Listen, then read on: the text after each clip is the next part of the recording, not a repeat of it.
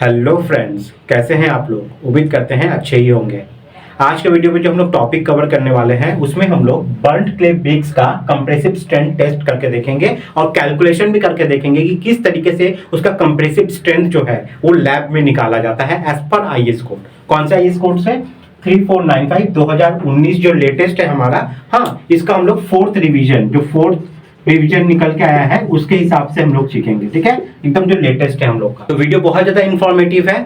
अगर आप देखोगे आईएस कोड 3495 2019 को, तो ये बना हुआ है आपके बर्न्ड क्ले ब्रिक्स के टेस्ट के ऊपर। बर्न्ड क्ले ब्रिक्स मतलब जिस ब्रिक्स को हम लोग जलाकर पकाकर बनाते हैं, जैसे रेड ब्रिक्स हमारा हो गया, इसको फर्नेस के अंदर जमीन के अंदर देखते हो ना, आग के खान में ढुकाकर उसको हम लोग क्या करते हैं, पकाते हैं, बनाते हैं। उसी ब्रिक्स का हम लोग यहाँ पे कैसे कंप्रेसिव टेस्ट करते हैं वो देखेंगे। ठीक है, तो देख लो। सबसे पहले ये जो 3495 है ना, इसका टोटल 4 पार्ट है। पार्ट 1 में आपको देखने को मिलता है compressive strength test of burnt clay bricks. Part 2 में देखोगे आप वाटर एब्जॉर्प्शन टेस्ट। पार्ट 3 में एफ्लोरेसेंस है और पार्ट 4 में वाटर टेस्ट है।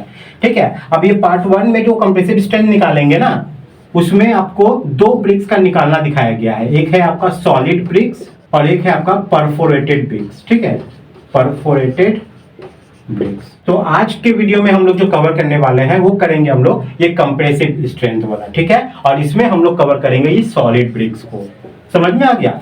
अब इससे पहले हम लोग एक इंपॉर्टेंट चीज को समझते हैं कि हम लोग के मन में बहुत बड़ा कंफ्यूजन है ये first class brick second class brick को लेकर। लेकिन मैं आपको बता दूं कि first class brick second class brick ऐसा बोल के कुछ नहीं होता है। आईएस कोड ऐसा कुछ नहीं बोलता है। आईएस कोड क्लास बता देता है कि हाँ, इस क्लास का ब्रिक है, इस क्लास का ब्रिक है, इस क्लास का ब्रिक है। अब ये क्लास जानना क्यों जरूरी है कि देख लो, हम लोग कोई काम कर रहे हैं, वहां पे बहुत ज्यादा मजबूती चाहिए, तो अच्छे क्लास का हमको ब्रिक चाहिए होगा। और ऐसा जगह काम कर रहे हैं जैसे हम लोग नीचे बीएफएस ब्रिक फ्लैट सोलिंग कर रहे हैं, वहां पे हम लोग को बहुत मजबूत ईटा नहीं चाहिए। जो एकदम जला पका है, जिसका क्लास थोड़ा डाउन है, वो ब्रिक भी हमारे पास आएगा, तो उसको भी तोड़ के रैमिंग करके हम लोग उसको यूज कर सकते हैं। तो वहां पे हम लोग को हायर क्लास का ब्रिक जो है वो नहीं चाहिए। बिना मतलब का ज्यादा पैसा हम लोग खर्चा क्यों करेंगे। इसीलिए क्लास डिफाइन किया गया है और क्लास के अकॉर्डिंग ही जिस जगह पे उसकी जरूरत है उस जगह पे उसको लगाया जाता है। इसलिए क्लास बताता है आईएस कोड। अगर आप आईएस कोड 1077 में जाओगे तो उसमें बर्न्ड क्ले ब्रिक्स का स्पेसिफिकेशन दिया हुआ है कि आपका जो ब्रिक है उसका साइज क्या होना चाहिए, कैसा होना चाहिए, साथ में उसका क्लास क्या होना चाहिए, ये सब के बारे में स्पेसिफिकेशन आपको मिल जाएगा या आईएस कोड 1077 में। उसी में देखिएगा आपका क्लास मेंशन है 3.5, 5, 7.5, 10, 12.5, 15, 17.5, 20, 25, 30, 35, इस तरीके से क्लास देखिएगा आप मेंशन है। और ये सब का मतलब क्या है, मान लो अगर मैं एक क्लास पकड़ लूं 35 क्लास का ब्रिक है, इसका मतलब उसका जो कंप्रेसिव स्ट्रेंथ जो उससे मिलने वाला है ना, वो आपको मिलने वाला है 35 न्यूटन पर मिलीमीटर स्क्वायर। ठीक है, कोई ब्रिक अगर आपका मान लो 15 क्लास का है तो उससे जो हम लोग को कंप्रेसिव स्ट्रेंथ मिलने वाला है वो मिलेगा आपको 15 न्यूटन पर मिलीमीटर स्क्वायर। तो ये जो क्लास दर्शाता है ये उसी का कंप्रेसिव स्ट्रेंथ ही दर्शाता है। ये बात हमेशा ध्यान रखिएगा। ठीक है, तो जनरली जो हम लोग बोलते हैं ना, 10 से ऊपर का जितना भी ये जो ब्रिक है ये सब आपके फर्स्ट क्लास ब्रिक में आता है। मतलब 10 से ऊपर का जो भी क्लास है वो सबको ही आप लोग फर्स्ट क्लास ब्रिक बोलते हो। तो ये बेसिक फंडा था इस वीडियो का। मुझे उम्मीद है यहां तक आपको पूरा समझ में आ गया है। ठीक है, देखिए मैं पहले ही बता दूं, मेरा वीडियो थोड़ा बड़ा होता है क्योंकि मैं क्वालिटी कंटेंट आपको डिलीवर करने की कोशिश करता हूं। आईएस कोड में ले जाके बताता हूं। तो जिन्हें लंबी वीडियो देखना पसंद नहीं है वो अभी जा सकते हैं, लेकिन मैं इतना गारंटी देता हूं वीडियो को पूरा देखोगे तो आपको बहुत ज्यादा वैल्यूएबल कंटेंट जरूर आज आपको देखने को मिलेगा। तो चलिए, वीडियो स्टार्ट करने से पहले मैंने लास्ट वीडियो में आप लोग से एक सवाल पूछा था, पहले उस सवाल को देख लीजिए और उसका जवाब भी मैं बता देता हूँ आप लोग को। कि मान लीजिए यही पूरा चार्ट है और इस चार्ट की जगह अब जो रेट है यहाँ पे 8 की जगह रेट आपको ब्रिकॉक का ले लेना है अब 7 रुपया। ठीक है, 7 रुपया। और यहाँ पे जो सैंड का जो मैंने पर सीएफटी रेट पकड़ा है 45 रुपया, ये आपका हो जा रहा है यहाँ पे 40 रुपया। ठीक है, 40 रुपया पर सीएफटी ये आपका सैंड है और ये 7 रुपया पर ब्रिक, ये ब्रिक का रेट हो गया। इस हिसाब से अगर आप करते हो तो आपको टोटल कॉस्ट पर क्यूबिक मीटर कितना निकल के आता है वो आपको बताना है। तो इसका जो आंसर होगा वो होगा आपका 6442 रुपीज पर क्यूबिक मीटर। ठीक है, रेट आंसर इसका ये निकल के आएगा। तो चलिए आज का वीडियो शुरू करते हैं।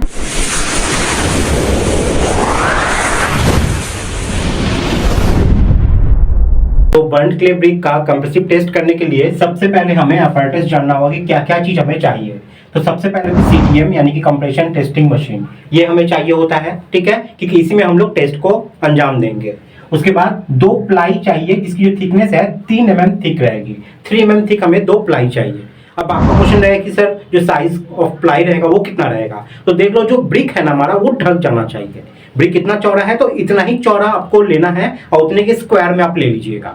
मतलब ब्रिक मेरा प्रॉपर से ढक जाना चाहिए, कहीं भी थोड़ा बाहर नहीं निकला हुआ हो, लेकिन दोनों साइज सेम लीजिएगा और जो उसकी थिकनेस है वो 3 mm की लेनी है। ठीक है, तो ये 2 लोगे तो आपका हो जाएगा। अब चलिए हम लोग प्रोसीजर की तरफ आगे बढ़ते हैं। एक एक स्टेप बहुत ज्यादा इंपॉर्टेंट है, सुनिएगा समझिएगा। आईएएस कोड के अनुसार पूरा बता रहा हूँ। कौन सा आईएएस कोड के अनुसार? आईएएस 3495 2019 फोर्थ रिवीजन के हिसाब से। आप नेट पे देखोगे तो आपको जो आईएएस कोड मिलेगा वो 1992 का मिल सकता है, लेकिन ये मैं 2019 के फोर्थ रिवीजन के हिसाब से बता रहा हूँ जो कि अभी लेटेस्ट है। चलिए स्टेप 1 सबसे पहले टेक 5 नंबर्स ऑफ ब्रेक्स। ठीक है, और उसका रिमूव अनइवननेस। मतलब क्या है कि आपको यहाँ पर टेस्ट करने के लिए 5 सैंपल लेना है। 5 सैंपल लेंगे। अब आप पूछो कि 5 ही लेना है हमेशा? नहीं, ये लॉट टू लॉट वेरी करता है और ये आईएएस कोड में अलग से दिया हुआ है कि कितने लॉट के लिए कितना लेना है। कभी भी आपका जो ब्रिक एक लॉट में आता है 5000 का रहेगा तो 10 ब्रिक एटलीस्ट आप टेस्ट कीजिएगा तो अच्छा रिजल्ट आपका देगा वो। ठीक है, तो यहाँ पे मैं सिखाने के लिए आपको 5 ब्रिक्स मैं यहाँ पे ले रहा हूँ और उसका क्या करना है, रिमूव अनइवननेस। मतलब उस पे कभी कभी देखते हो ना कि पपड़ी लगा हुआ है या कुछ लगा हुआ है, तो उसको आप अच्छे से किसी चीज से, नुकीली चीज से घस वस के अच्छे से हटा दीजिएगा कि उसपे कोई पपड़ी जमा हुआ ना हो। ठीक है, कोई अनइवननेस है तो उसको भी हटा दो। तो ये आपका स्टेप 1 खत्म होता है। स्टेप 2 में आपको क्यूरिंग एट रूम टेम्परेचर इतना फॉर 24 आवर्स। अब जो 5 सैंपल आपने लिया था जिसका आपने अनइवननेस जो है वो पूरा हटा दिया है, उसको आपको क्यूरिंग करना है। किस पे? रूम टेम्परेचर पे। अब रूम टेम्परेचर, ये जो मैं रह रहा हूँ ये रूम टेम्परेचर में मैं हूँ। अगर आपको नहीं पता कि रूम टेम्परेचर कितना होता है तो देख लो, 27 ± 2 डिग्री सेल्सियस, यानी कि 27 में 2 डिग्री ज्यादा 2 डिग्री कम, वो रूम टेम्परेचर होता है। और ये मैं अपनी मर्जी से नहीं बोल रहा हूँ, आप आईएएस कोड में जाइए, वहां पे लिखा हुआ है ये टेम्परेचर भी।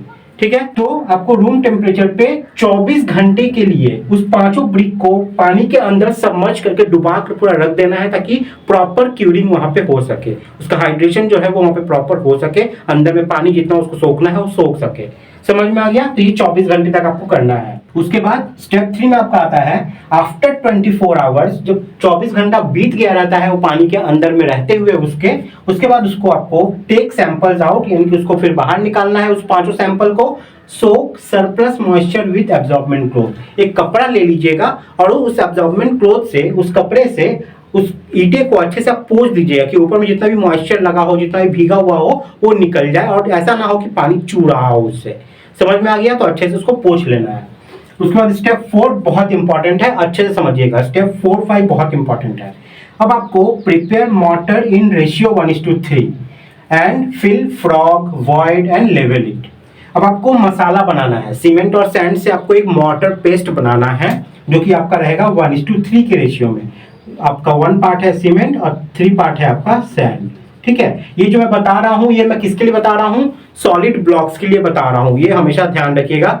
जो हमारा पार्ट 1 है ना उसमें 2 चीज कवर किया गया है, सॉलिड ब्रिक और एक परफोरेटेड ब्रिक। हम लोग सॉलिड को लेकर बात कर रहे हैं अभी। ठीक है, तो सीमेंट सैंड का मॉर्टर आपको बनाना है 1:3 में। और जो ब्रिक्स के ऊपर में जो फ्रॉग रहती है ना, जो डिप्रेशन रहता है, देखोगे कि कोई कंपनी का नाम MKB लिखा हुआ है, भारत लिखा हुआ है, ऐसा कुछ कंपनी का, जनता लिखा हुआ है, कंपनी का जो नाम लिखा रहता है उसको खाली नहीं रखना है। वहां पे क्या करना है, वो जो मॉर्टर बनाए थे उससे डाल के वहां पे अच्छे से कॉम्पैक्ट करके एक लेवल अच्छा सा क्रिएट करना है, कोई भी वॉइड उसके अंदर ना रहे। और अगर आपके पास जो ब्रिक है वो एकदम फ्लैट है, उसमें कोई फ्रॉग नहीं है, तब तो कोई बात ही नहीं है, कोई दिक्कत नहीं है, तब डायरेक्ट आप यूज कीजिए उसको। तो prepare mortar in ratio 1:3 and fill frog या वॉइड एंड लेवल इट। उसको अच्छे से लेवल कर देना है। उसके बाद store all samples under jute bags for 24 hours. ये जो 5 सैंपल में आपने मॉर्टर लगा के रेडी किया, थोड़ा देर ऐसे छोड़ दीजिएगा जो वो सेट हो जाए। उसके बाद उसको उठाकर आपको जूट बैग के अंदर में डालना है। जो हेशियन क्लॉथ आप लोग देखते हो जिससे क्यूरिंग व्यूरिंग करते हैं ना, उस टाइप का जो जूट बैग रहेगा उसके अंदर में डाल के उसको 24 घंटे के लिए छोड़ देना है। और जो वो कपड़ा रहेगा, जो हेशियन क्लॉथ, जो जूट बैग है ना, वो भीगा हुआ होना चाहिए। ये हमेशा याद रखिएगा, उसको भिगा लीजिएगा, उसके बाद उसमें रखिएगा। यहाँ पे मैं लिख देता हूँ, store all samples under moist jute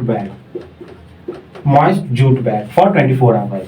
उसके बाद क्या करना है, immerse in clean water for 72 hours. जब 24 घंटा वो उस जूट बैग के अंदर में रह जाता है, फिर उसके बाद आपको क्या करना है, उसको 72 घंटे के लिए पानी में वापस से डुबा देना है। और उस समय भी जो टेम्परेचर रहेगा वो टेम्परेचर आपका रहेगा 27 डिग्री +-2 का। ठीक है, कितने दिन के लिए? 3 दिन के लिए, यानी कि 72 घंटे के लिए। 72 घंटा मतलब 3 डेज। अब देखोगे तो इस तरह से कितना दिन निकल गया, 3 दिन यहाँ, 1 दिन यहाँ, 1 दिन यहाँ, 3 4 5 दिन तो ऐसे ही निकल गया। आप छठे दिन टेस्ट कर पाओगे। समझ में आ गया? थोड़ा लेंदी प्रोसेस होता है ये। तो चलिए, अब पानी में हम लोग डाल दिए हैं उसको 3 दिन के लिए। अब जब 3 दिन आपका खत्म होता है, यानी कि टोटल 5 दिन खत्म होता है, तब उसको बाहर आप निकालिए। ठीक है, बाहर निकालने के बाद अब उस सैंपल को क्या करना है, वापस से आपको जो मॉइस्ट एब्जॉर्बेंट क्लॉथ था ना, जो कोई भी कपड़ा से अच्छे से पोंछ दीजिएगा कि उसके ऊपर पानी वानी लगा होगा ना हो। ठीक है, वो अच्छे से आप पोंछ दीजिएगा। पोंछने के बाद उस सैंपल को आपको ले जाना है CTM के अंडर में। Sample is placed under CTM, compression testing machine को आप वहां पे ले जाइए। अब वहां पे हम लोग को टेस्ट करना है उसको। अब क्या करना है, cover top and bottom with ply 3 mm thick. जो हमने प्लाई लिया था 3 mm थिक वाला, उसको क्या करना है, एक नीचे रखना है, फिर ब्रिक रखना है, फिर एक ऊपर से रखना है। मतलब ब्रिक के ऊपर में वो 3 mm थिक प्लाई रहेगा और नीचे में भी 3 mm थिक प्लाई रहेगा, और इस तरीके से कवर कर देंगे। और देखेंगे कि कोई भी बल्ज वल्ज ना हो, जो प्लाई है ना वो बेंड वेंड ना हो, एकदम फ्लैट हो, ताकि ब्रिक के टॉप के साथ पूरा मैच कर जाए, बॉटम के साथ पूरा मैच कर जाए। समझ में आ गया? अब उस हिसाब से हम लोग ले जाके क्या करेंगे, जो हमारा CTM है, कंप्रेशन टेस्टिंग मशीन, उसके रैम के एकदम सेंटर में रखेंगे। ये नहीं कि थोड़ा बाहर निकाल दिए, थोड़ा इधर निकाल दिए, एकदम रैम के सेंटर में लगेंगे, ताकि जो लोड है प्रॉपर्ली यूनिफॉर्मली उस पर डिस्ट्रीब्यूट हो सके। समझ में आ गया? और हमें जो रिजल्ट मिलेगी वो एक्यूरेट मिल सके। तो apply load gradually at the rate of इतना पर मिनट टिल फेलियर। अब बताते हैं, अब जो आप लोड यहाँ पे अप्लाई कर रहे हो ऊपर से रैम के थ्रू, ठीक है, वो लोड जो है ना, अपनी मर्जी से कितना भी लोड अप्लाई नहीं करेंगे। यहाँ पे IS कोड बोल देता है, अगर आप क्लॉज नंबर 4.1.3 देखोगे, ठीक है, ये क्लॉज है इसी IS कोड के 349 2019 पार्ट 1 का 4.1.3 में देखिएगा लिखा हुआ है, apply load gradually at the rate of 7 ± 1 Newton पर मिलीमीटर स्क्वायर पर मिनट। यानी कि हर 1 मिनट में आप मैक्सिमम लोड कितना अप्लाई कर सकते हैं, 7, या उसमें ±1 होगा तो चल जाएगा, यानी कि 8 होगा तो चल जाएगा या 6 होगा तो चल जाएगा, लेकिन 1 मिनट में मैक्सिमम आप इतना ही लोड अप्लाई कीजिएगा, इससे ज्यादा नहीं करना है। और कब तक अप्लाई करना है, जब तक आपको उस ब्रिक में कोई फेलियर देखने को ना मिले। जैसे ही फेलियर देखने को मिलेगा, फट से आपको रुक जाना है, और जो मैक्सिमम लोड जिसपे वो फेल किया है वो आपको नोट करते जाना है। ठीक है, मैं अभी आपको पूरा कैलकुलेशन दिखाऊंगा। तो यही लोड हम लोग को चाहिए उस प्रेशर गेज से, जिसमें देखिएगा जो लोड है ना, वो आपको वहां पे दिखेगा किलो न्यूटन में, वो आप रखते जाइएगा, सब वो काम आएगा कैलकुलेशन में। ठीक है, तो 5 ब्रिक था, पहला ब्रिक रखिए, देख लीजिए लोड अप्लाई करके कितना मिल रहा है, इतना पे फेल किया वो नोट कर लीजिए। दूसरा ब्रिक रखिए, कितना पे फेल किया वो लिख लीजिए, इस तरीके से। अब ये जो आप देख रहे हो कि इतना लोड अप्लाई करना है, ये आपका 2019 में दिया गया है। अगर यही आप 1992 वाले में चले जाओगे तो उसमें देखिएगा यही चीज आपको 14 ± 1 देखने को मिलेगा। ठीक है, तो प्रॉब्लम में नहीं है, ये अमेंड करके न्यू बनाया गया है 4th रिवीजन में, आपको ये 7 ± 1 देखने को मिलता है। पुराने वाले में हो सकता है आपको 14 देखने को मिलेगा, तो देख लीजिएगा वो। तो चलिए अब हम लोग कैलकुलेशन को देख लेते हैं कि जो कंप्रेसिव स्ट्रेंथ है वो हम लोग कैसे निकालेंगे एज पर IS code. IS 3495 part 1 2019 clause number आपको देखना है 4.2.4 में, वहां पे आपको रिपोर्ट में मिल जाएगा। ठीक है, चलिए मैं पूरा चार्ट को समझा देता हूँ। अब यहाँ पे सबसे पहले कैलकुलेशन में आपका आता है सीरियल नंबर, यानी कि आपने कितने ब्रिक्स लिए थे उस टेस्ट के लिए। तो हमने 5 लिया था यहाँ पे, तो 1 2 3 4 5 डाल दिया। अब आपको यहाँ पे साइज ऑफ जो ब्रिक है वो आपको यहाँ पे लिखना पड़ेगा। ठीक है, उसका लेंथ क्या है, उसका ब्रेथ क्या है, उसका डेप्थ क्या है, वो सब आपको यहाँ पे मेंशन कर देना है। क्योंकि ऐसा क्यों, क्योंकि हर ईटा जरूरी नहीं है कि एकदम यूनिफॉर्म आपका रहेगा। ठीक है, मान लो हम लोग मॉड्यूलर साइज का ब्रिक हम लोग यहाँ पे ले रहे हैं, तो उसका साइज क्या होता है, उसका लेंथ होगा 190 mm का, ब्रेथ होगा 90 mm का, और हाइट भी होगा 90 mm का। ये सब आपका mm में है। ठीक है, यहाँ मैं लिख देता हूँ mm, ये भी mm। ठीक है, लेकिन हो सकता है कि जब नेक्स्ट ब्रिक आप लो तो वो हो सकता है कि 1-2 mm का डेविएशन में आपका हो सकता है ना। तो मान लो जब सेकंड ब्रिक देख रहे हो, उसका मेजरमेंट कर रहे हो, तो वो 1-2 mm का वेरिएशन में हो सकता है। तो जो सेकंड ब्रिक था वो आपका 191 mm का था, ब्रेथ उसका है 90, और हाइट जो है वो 91 है, 1 mm ज्यादा है। ठीक है, कोई कम भी हो सकता है, तो इस हिसाब से जो भी आपका मेजरमेंट आएगा वो आप लिख लीजिएगा। तो ये आपका साइज ऑफ ब्रिक हो गया। ठीक है, उसके बाद अब क्या करना है, यहाँ पे लोड इन किलो न्यूटन लिखना है हम लोग को। जो हम लोग लोड अप्लाई कर रहे थे और मैक्सिमम लोड पे जब वो फेल कर जा रहा था हमारा, ठीक है, तो फेल करते वक्त जो रीडिंग आ रही थी प्रेशर गेज में, वो प्रेशर को आपको लेना है। और जो प्रेशर गेज में आपको उस वक्त जो रीडिंग रहेगा ना, देखिएगा वो आपका रहता है किलो न्यूटन में। वही किलो न्यूटन वाला लोड आपको यहाँ पे लिख देना है। ठीक है, लोड इन किलो न्यूटन, मतलब ये 1 नंबर वाला ब्रिक कितने लोड पे फेल किया, 75.3 किलो न्यूटन पे, सेकंड वाला 76.6 किलो न्यूटन पे। इस तरीके से सारा आप भर लीजिएगा। अब हम लोग को निकालना है कंप्रेसिव स्ट्रेंथ, ठीक है। अभी कंप्रेसिव स्ट्रेंथ निकालने का फॉर्मूला क्या होता है मैं यहाँ पे लिख देता हूँ, देख लो। मैक्सिमम लोड एट फेलियर, ठीक है, फेलियर ये किस में रहेगा, ये न्यूटन में रहेगा, divided by net area under compression, net area under compression, ठीक है।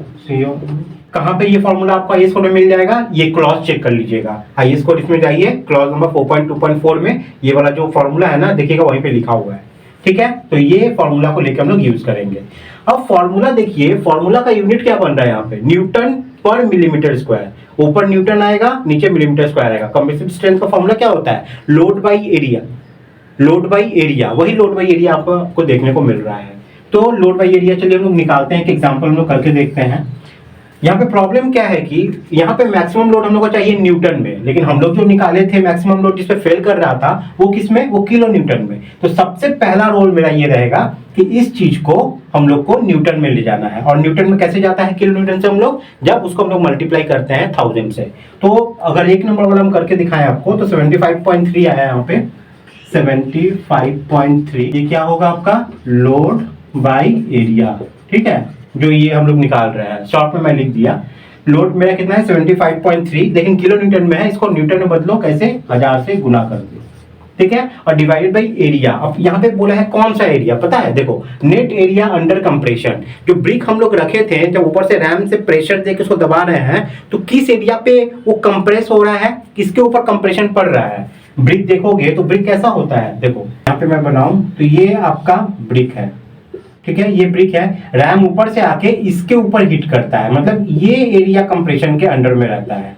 समझ में आ गया। तो मुझे ये वाला एरिया चाहिए, ये वाला, तो ये कितना है 190, और ये वाला है 90, और ये जो थिकनेस है ये कितना है, ये भी 90। हमको थिकनेस से मतलब नहीं है, हम लोग को ये लेंथ से मतलब है, और ये ब्रेथ से मतलब है। ये लेंथ इंटू ब्रेथ कर देंगे तो ये एरिया जो है ये निकल जाएगा, यही चीज चाहिए हम लोग को। तो चलिए 190 इंटू 90, ठीक है। ये जैसे आप कैलकुलेट करोगे ना, देखिएगा आपका आंसर आएगा 4.40 न्यूटन पर मिलीमीटर स्क्वायर। उसी तरीके से आप लोग सेकंड वाला भी निकाल लीजिएगा। इसमें क्या हो जाएगा, 75.3 की जगह आ जाएगा 76.6 इंटू 1000, और एरिया में आप आएगा यहाँ पे 191 इंटू 90, ठीक है। यहाँ पे 190 था ऊपर वाले में, लेकिन अब आएगा 191 इंटू 90। आंसर कीजिएगा, देखिएगा कैलकुलेट करके ये वाला आ जाएगा। अब यहाँ पे उसके बाद आपको एवरेज निकाल लेना है, मतलब टोटल नंबर ऑफ कितना हम लोग ब्रिक्स का यहाँ पे टेस्ट कर रहे थे। आप 10 कर रहे हो तो 10 का लिखना है यहाँ पे, और सबको पहले ऐड करना, ये ऐड, ये ऐड, ये ऐड, ये ऐड, ये ऐड, यानी कि क्यूमुलेटिव निकाल लेना, और उसको डिवाइड कर देना नंबर ऑफ सैंपल से। कितना सैंपल है, 1 2 3 4 5, तो 5 से डिवाइड कर देना। जैसे इसका 5 से डिवाइड करके एवरेज निकालोगे, ये आंसर आ जाएगा। और आईएस कोड क्या बोलता है, जो आपको आंसर लेना है वो पॉइंट के बाद एक डिजिट तक सिर्फ लेना है, ठीक है, पॉइंट के बाद एक डिजिट तक आंसर लेना है। यानी कि इसका एवरेज हम लोग का निकला था 4.4, तो ये 4.4 रहेगा सिर्फ, ठीक है। मान लीजिए आपको कोई सैंपल का आया 7.356, हम लोग को तब लेना होगा 7.4 कर दो, या 3 तक रखना है तो 3 ही रख दो, लेकिन पॉइंट के बाद सिर्फ एक ही हम लोग को डिजिट लेना है, ये आईएस कोड बोलता है, ठीक है। समझ में आ गया। तो ये था पूरा कैलकुलेशन आपका। उम्मीद करते हैं आप लोग को ये पूरा कैलकुलेशन यहाँ पे समझ में आ गया है। फिर भी कोई डाउट, कोई परेशानी है तो कमेंट में आप पूछ सकते हैं। तो अब बहुत इंपॉर्टेंट चीज, अगर आप लोग वीडियो में यहाँ तक बने हुए हैं ना, तो जरूर वीडियो आप लोग को पसंद आई होगी। तो एक लाइक तो करके जा ही सकते हैं, इतना मैं आप लोग से उम्मीद कर ही सकता हूँ। इससे मुझे बहुत मोटिवेशन मिलता है और ऐसे वीडियो लाने का मेरा मन भी करता है। तो प्लीज इसको लाइक कर दीजिएगा, शेयर भी कर दीजिएगा, एक प्यारा सा कमेंट भी कर दीजिएगा। चलिए अब आज का सवाल क्या है वो देख लेते हैं। तो आप लोग के लिए जो सवाल है मैं बता दूं, देख लो, ये जो मैंने निकाला कंप्रेसिव स्ट्रेंथ, ये 4.4 न्यूटन पर मिलीमीटर स्क्वायर में है, ठीक है। ये पर मिलीमीटर स्क्वायर में है, लेकिन आपको ये निकालना है केजी पर सेंटीमीटर स्क्वायर में, ठीक है। आपको ये कन्वर्ट करना है इस फैक्टर को केजी पर सेंटीमीटर स्क्वायर में। तो केजी पर सेंटीमीटर स्क्वायर में निकालने के लिए क्या करना होगा, किस फैक्टर से मल्टीप्लाई करना होगा, किस फैक्टर से डिवाइड करना होगा, ये मुझे नहीं पता, ये आपको पता होगा। आप जाइए कमेंट में बताइए। मुझे कब पता होगा, जब नेक्स्ट वीडियो जो मेरा आएगा उसमें जब मैं आपको आंसर बताऊंगा तो आप टैली कर लीजिएगा, ठीक है। तो इंटरव्यू का बहुत इंपॉर्टेंट सवाल है, ये पूछा जाता है कि मुझे कंप्रेसिव स्ट्रेंथ न्यूटन पर मिलीमीटर स्क्वायर में नहीं चाहिए, मुझे केजी पर सेंटीमीटर में बताओ। वैसे मैंने ये वीडियो जब बनाया है ना, तो उसमें ही आपको दिख जाएगा, देखिएगा एक चार्ट आएगा, उसमें आपको दिख गया होगा। अगर आप अगर आपने ध्यान नहीं दिया है तो वीडियो को पीछे जाके एक बार फिर से देखिए, आपको समझ में आ जाएगा कि आंसर उसी में दिया हुआ था।